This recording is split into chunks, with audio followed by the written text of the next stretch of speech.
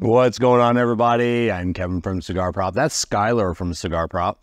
This is another Drew Estate Tabak and Tech Tip Sunday, powered by Monster Energy Rehab.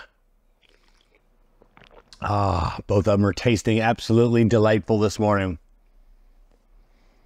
So, last week, an old man comes in and putting 4 tires on his car. When he comes in, I noticed the tire light was flashing. And so, as I am wont to do before I do tires, because people will blame lights on me. And yeah, light wasn't on before I came in. This is a really good customer. I know him pretty good, so he's not like that. But check all the sensors, and one of them is bad. I go in there, I'm like, hey, light's flashing, you got a sensor, it's bad. I'm replacing the tires, so there's no labor. Do you want me to throw one in for you? And he's like, how much? I'm like, they're like $90.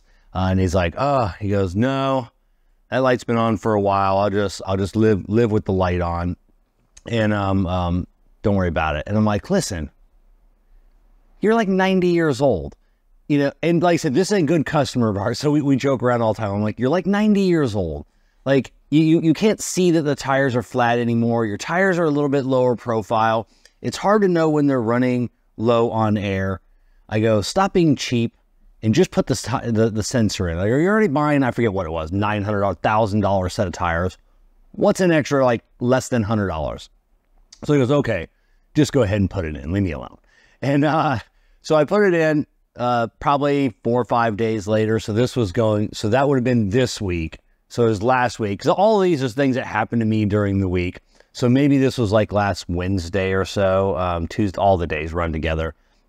He comes in and no, it wasn't. It was this was the previous Saturday, not yesterday. I don't know when you're watching this, but it was a previous Saturday because he was in bright and early. Saturday we were swamped with tickets for the day, and he goes, hey, I'm on my way to a doctor's appointment, and I got a low tire. And I'm like, who's got a doctor's appointment on a Saturday?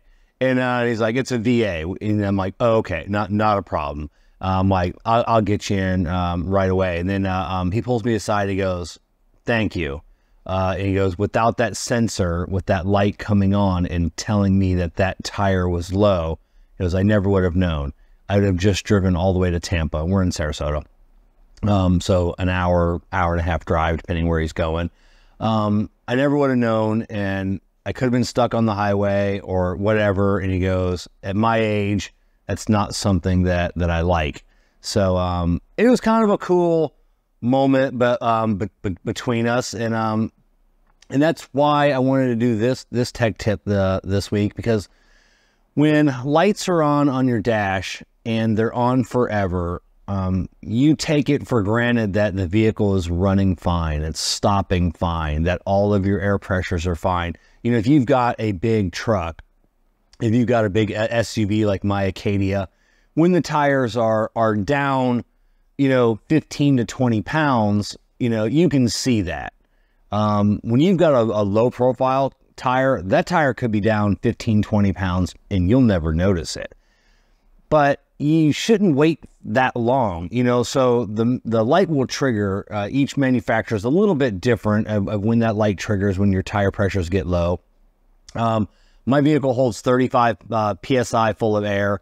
Mine won't trigger until 29, 30, something like that. When I open up my app every day to start my car on the home screen, it'll, when it gets to 33, it'll be yellow, like, hey, you need air in your tires.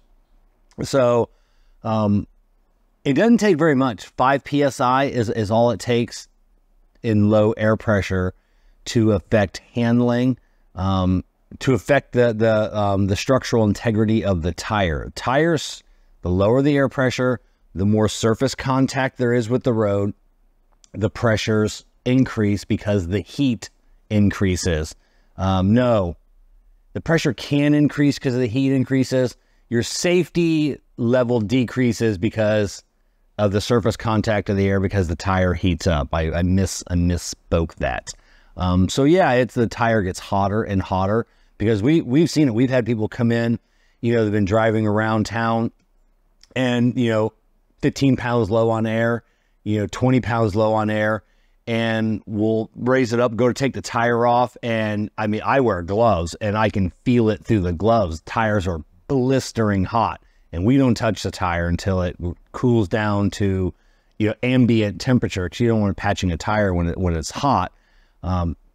So that leads to balloons and popping of them. The tires, like I said, can develop. You ever see like memes online, big like sidewall knobs, looks like cancer on their tire? That's from overheating a tire a lot of times.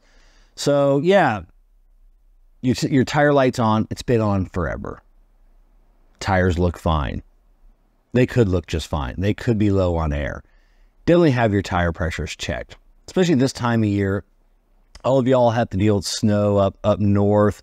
It's all about the optimum contact patch on your tire on the road, what the manufacturer recommends. Don't go with what the tire pressure on the tire is. Open up your door, look at the tire pressure.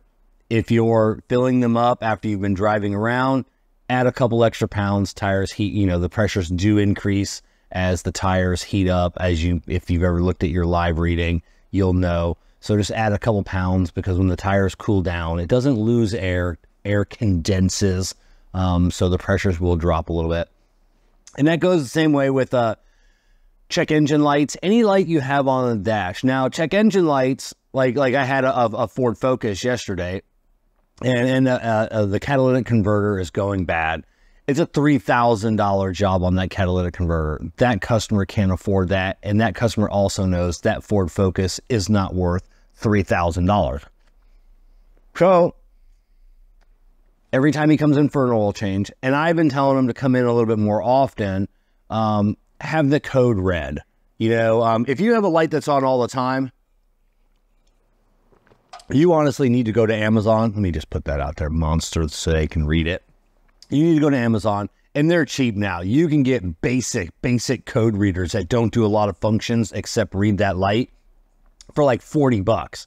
You need to keep that in your car, and at least every couple weeks, once a month, plug that in to make sure there are no new codes. This gentleman, PO420, cat efficiency, below threshold, could mean other things. This one, it is the cat going bad. He'll never know if there's something else going wrong with this car. He may not feel it. Oh, it's driving the same. But like I said before, it's like watching your spouse get fat. It happens so little, you never notice until one day you look at a picture and like, oh, that's what she used to look like? Oh my God. I'm talking about you guys, not the women. No, I'm talking about you guys are take care of yourselves. So it could be running fine, but you could have a new code in there for something else that may be less expensive to fix, and you definitely want to get that fixed. You can't just let codes pile up on top of codes, and then next thing your car just breaks, and we've talked about this, instead of maintaining your car and fixing things a little bit at a time, you come to me and it's ended up being a couple $1,000 bill. So I understand cars are very expensive to fix, and that check engine light, you've just become accustomed to it. Maybe you put a little piece of tape or whatever on there to cover it up. And that's fine. I'm okay with that because cars are expensive. Get yourself a little handheld reader, or at the very, very least, at your oil change, and even then, if you're changing your oil, a lot of people every 6 months, 6 months, that could be too late. Whatever that light was on could be doing a lot more damage. But just get a little code reader, make a note in your phone, an alarm once a month, once every week, 2 weeks, whatever. Hey, check codes, write the codes down, keep it on a little piece of paper. And if it's always the same one, that's whatever. But when a new one pops up, that's when you need to take action. So lights on the dash, they shouldn't be there. They are warning messages. Get those taken care of if you can afford it. The tire light one, that's a big one. Get those sensors replaced.